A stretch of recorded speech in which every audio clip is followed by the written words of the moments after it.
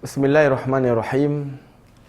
Disebutkan dalam kitab Rahikul Makhtum sebuah kisah yang luar biasa tentang Kiban, kecintaan seorang isteri kepada suami.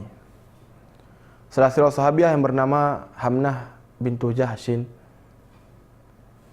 terus urang bagian dan dikhabarkan tentang wafatnya saudara beliau, yaitu Abdullah bin Jahsh di perang Uhud.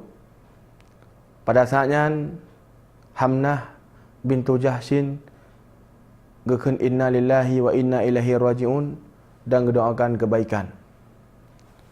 Selanjutnya dikhabarkan kepada beliau wafatnya paman beliau, yaitu Hamzah bin Abdul Muttalib, paman dari sebelah mak kan.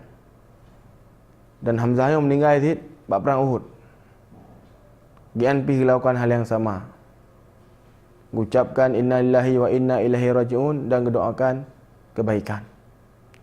Selanjutnya dikhabarkan kepada beliau tentang wafatnya suami beliau, Mus'ab ibnu Umair radhiyallahu an di perang Uhud.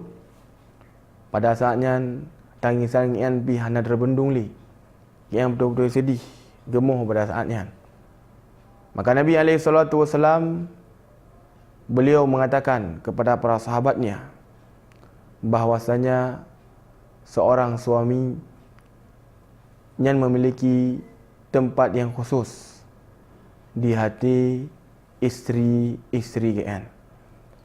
Semoga Allah Subhanahu wa taala menjadikan kedai para suami menjadikan tempat yang khusus di hati isteri-isteri kedai. STA TV Media Syiar Islam.